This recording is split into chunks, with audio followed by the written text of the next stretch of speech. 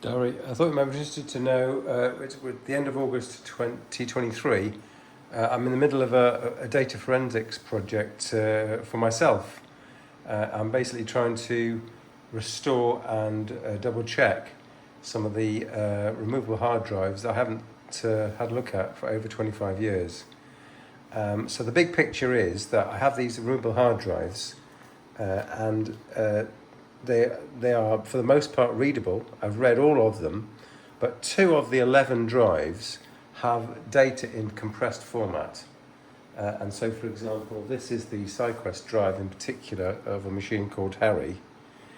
And it's a 270 megabyte removable hard drive, but on that hard drive is not a set of files, as one might expect, but a single file called Stacker.vol.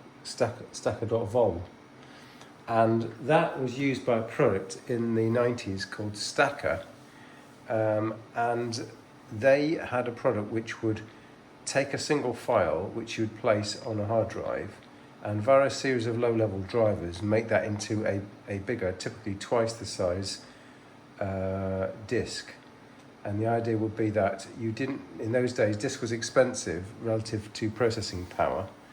And they would actually claim that their super Lempel-Ziv compression algorithm would allow you to actually read and write the physical disk going through their compression algorithm and make the actual access time faster than the actual, say, if you had a double-sized disk.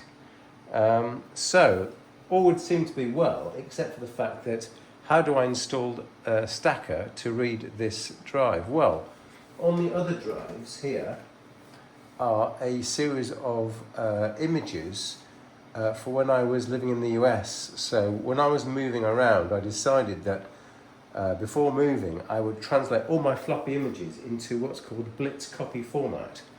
So I'd looked at a number of programs that could, so in those days, utilities were typically loaded from floppy drives.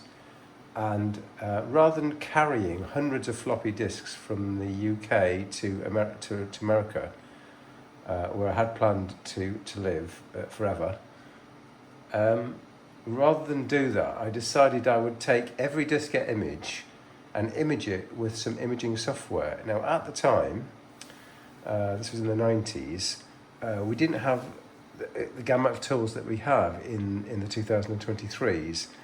So I did consider my choices. I could have just put them onto the hard drive, but I thought that would just create too many files. So I wanted a program that could read the floppy quickly and save it into an image file. I could have used embryonic Linux at the time with a DD command and just create a single file. But I felt that that was a bit risky. So what I did is and slow, by the way. So I found something called BlitzCopy.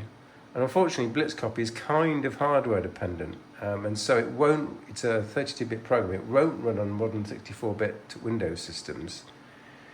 And hence, I'm trying to get back to the long-winded argument.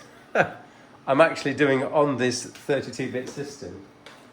So I've got a 270 megabyte cartridge, and it's my tools cartridge. It's the tools cartridge, and it's got, for example, it's got hundreds, if not thousands, of .bli files, and each one of those files is a compressed 1.44 megabyte floppy. So I'm going to take a Windows 98 system. I'm going to build a Windows 98 system, which has got a hard drive, which has got actually, say, 100 gigabyte hard drive. I've got to take this SideQuest 270 megabyte instance, which is installed on this PC. I'm going to copy over all the .bli files into here. This has got a floppy drive. And I'm going to make as many floppies, physical floppies, as I need. Now, in order to read the Stacker file, I presume I'm going to need a second hard disk. I'm going to put this, I presume I'm going to have to put the stackvol.dsk file on there and do something clever with the boot up. Now, in order not to jigger up this entire configuration, I'm going to clone the Windows 98 that I've currently got. And I'm assuming Stacker works with Windows 98. I can't actually remember. I thought it definitely worked with OS2. The thought of having to make an OS2 system is filling me with a little bit of fear. Since I had a little go today and things didn't go so well because I couldn't figure out how to partition the disks, much to my great surprise. So I thought, as a side bet, I'll get the clone. I need to clone the Windows 98 system. I need to copy the .bli files onto the hard drive of that cloned system.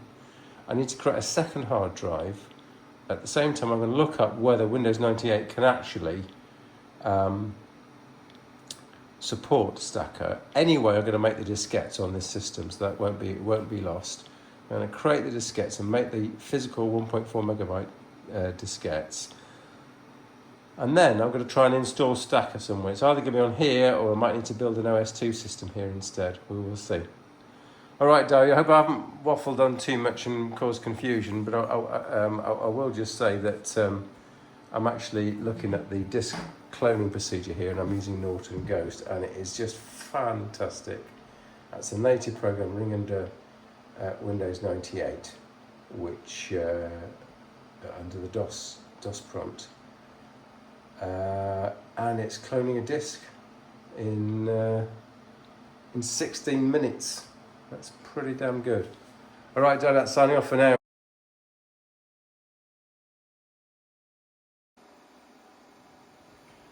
So hello, it's the end of August 2023.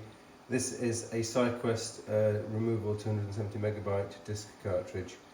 I've just rescued about 11 of these from my secret cache, and I'm trying to unpack the files on it.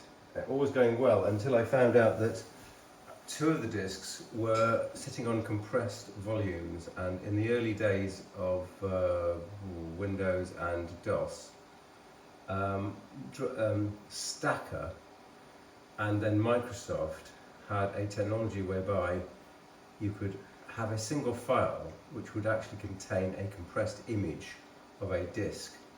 And the idea was that you'd, using so fast compression algorithms and uncompression algorithms, write to that file as though it was a disk. And in fact, once the driver was installed, it would appear that you had another disk. So that's all very well in about the late 90s. But when I'm trying to read those files today, I can't read anything because they're all stored in a single file. So you see on the screen, I've got a file called DRVSPACE DriveSpace.000, and that's 200, I think it's about 256 megs in size. Megs, not gigs, megs. So assuming a 2:1 ratio, instead of it being 256 megs, it would actually be 512 megs.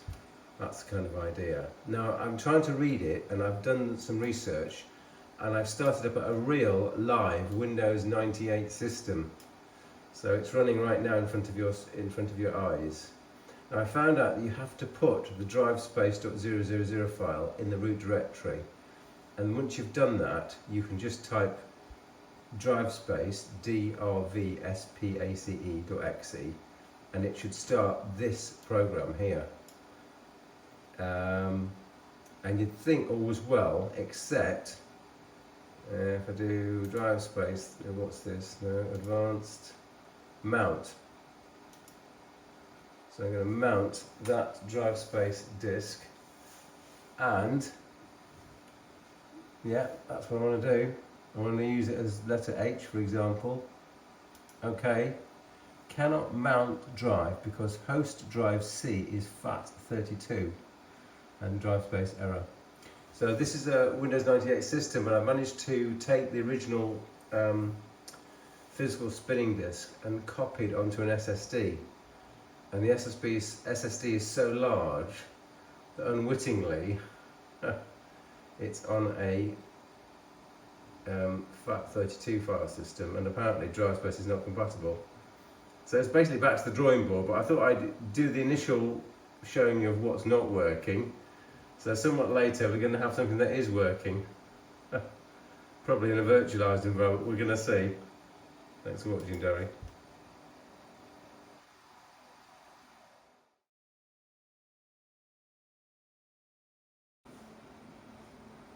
Okay, in this part of the data recovery, we are trying to use the BlitzCopy program for the first time in 20-something years.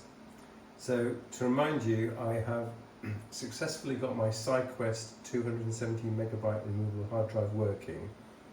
On that removable hard drive are two things I want to use. Firstly, BlitzCopy images, so they're 1.4 megabyte images of floppy disks. And secondly, there's a Stacker volume. So in this part of the video, we're going to try and use the BlitzCopy program for the first time ever in a long time. And what we've done so far is we've put onto this USB key, we've put the Stacker program and the Stacker BlitzCopy images. So if you remember, this is a Windows 98 system. Windows 98 did not support USB floppy drives, but when I plugged this in, amazingly, because I've done this earlier, it does work. So the reason it works is if you search on the interweb, you'll find out there's a guy that's written some drivers for Windows 98 and USB support. So if we have a look now, we've got a removable hard drive, and on that I've got the Stacker directory. And in the Stacker directory I've got all these files. Now I've already transferred those to the C drive, M directory and Stacker. So this is a copy of the USB drive. I'll go in there. In fact, if you just see up here, these two files, NUSB33E and NUSB36E, those are the files you need to search for to give your Windows 98 system USB drive access. Okay, so without that, your Windows 98 system will just not understand what a USB key is. Well, my system does now understand. So we're on the hard drive, we're in /m/stacker, and we have, believe it or not, you have to do view details, otherwise you don't see anything. That's some sort of bug. And inside we've got mstacker blitz. So we're going to start Mr. DOS. Right, and then, yeah, I think we'll just give it a go. CD /m dir CD into Stacker dir, and so you can see we've got these images here. These are the images that I made in 1995. I do like keeping the dates, and we've got the date of 18th of August 1995. Actually, interesting. There's version 4.1D1, version 4.1D2, version 4.1D3, and we've also got 4.4. So there's 4 and 4.1. Aha. So we're going to go into the Blitz directory. dir. So this is not an installable program. This is just an exe that you run, and it's got some language support here. So we're going to do BCP. It's shareware. And we process space key to continue. Starts BlitzCopy anyway. Yeah. Okay, so BlitzCopy 1992 to 1994. So this is the program I had used to make copies of all my floppies before travelling around the world and doing clever things. Lots of clever things. So I'm going to try and say, don't just copy the data. I can't remember if that's relevant. What we need to do first of all is we need to get the source diskette, and we need to do that by getting a directory. And we don't want to be in the root directory, we want to be in M. So don't forget, I'm working from Windows 98 system copy that I made using the Norton Ghost. So in case I completely moose this system up, which I don't want to, but just in case, I bought a second hard drive for £11, an SSD hard drive, and I've cloned it. So I'm working from the clone. In case I do anything really stupid, it won't matter. So we're going into Stacker. We're going into, oh, here we are. So now we wanted to set version 4.1 disk 1 as the source. And we can exit out of that. So now we're saying that we will need, that's the source drive, and the target drive is the A drive. So I've got my diskette prepared.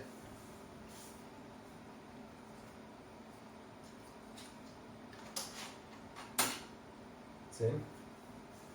I'm going to say start. I've got this copied. Don't just copy the data.